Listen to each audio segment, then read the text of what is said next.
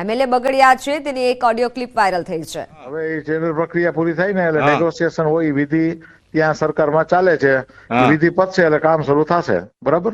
આ તો પાછી ચૂંટણીની ડેટ જાહેર થઈ જાય તો ક્યાં બધાઈ જાય? જો આ તમને એક એક વસ્તુનો મારે કઈ રિપોર્ટ ના આપવાનો, હું કઈ પટાવાળો નથી ને ભાઈ। પટાવાળા તમને અમે ક્યાં કહી તમે પટાવાળા છો?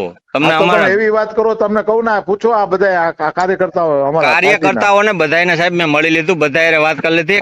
તમને કહું ને સૌથી માથાકૂટ હું કરું છું। ગામ લોકોએ હવે નક્કી કર્યું છે કે આ વખતે જો રોડ નહીં થાય તો કોઈ પણ જાતનું કોઈ મતદાનનો બહિષ્કાર થઈ જાય। બધું કોઈ મતદાન કરવામાં રાજી નથી આમાં, એટલું સમજી લેજો। હું તમને એટલું કહું છું કે રસ્તો થશે ને થશે। બરાબર।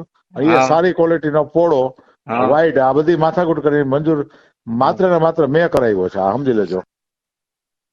અમારી બેઠક ચાલુ હતી એટલે થોડુંક મને એમ થયું કે અમારો સમય બગડે છે, એટલે મેં કીધું ભાઈ હું કાંઈ એને જરા ખરાબ લાગ્યું હોય એવું મને લાગ્યું તો એ બાબતે મારે કહેવાનું છે। તો કોઈને ખરાબ લાગ્યું હોય તો હું દિલગીર છું, પણ હકીકત એ છે કે આ રોડ રસ્તા બાબતે હું શરૂઆતથી જ ચિંતિત છું। મહત્વના સમાચાર, 2 દિવસ બાદ આકરી ગરમી માટે હવે તૈયાર રહેજો। ગરમી અંગે હવામાન વિભાગની મોટી આગાહી। હાલ સવારે ઠંડી અને બપોરે ગરમીનો માહોલ જામેલો છે। બેવડી ઋતુનો અહેસાસ થઈ રહ્યો છે તો 2 દિવસ બાદ ઠંડીમાં ઘટાડો થશે। ગરમીનો મારો શરૂ થશે। 9મી માર્ચથી પારો 2 થી 3 ડિગ્રી સુધી ઊંચકાઈ શકે છે। અમદાવાદમાં લઘુત્તમ 14.9 ડિગ્રી તાપમાન, મહત્તમ તાપમાન 32 ડિગ્રી નોંધાયું છે તો ગાંધીનગરમાં લઘુત્તમ 16.4 અને 32 ડિગ્રી તાપમાન નોંધાયું છે।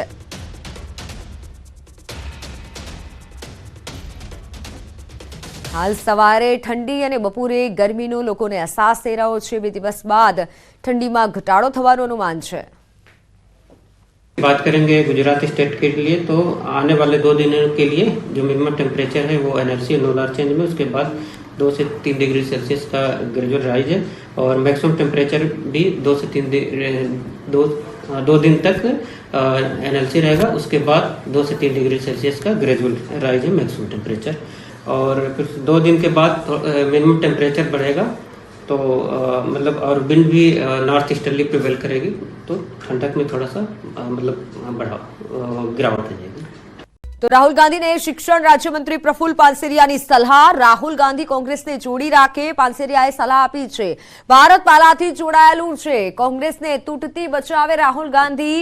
પાનસેરિયાએ કીધું છે કાશ્મીરથી કન્યાકુમારી સુધી દેશ એક જ છે, ત્યારે કોંગ્રેસને તૂટતી રાહુલ ગાંધી બચાવે તેવી સલાહ આપી છે। રાહુલ ગાંધીજીને તો હું કહીશ કે એની કોંગ્રેસ જોડવાનું અને તૂટે છે એને બચાવવાનો પ્રયાસ કરે। ભારત જોડેલું તૈયાર છે જ। અસ્તુ।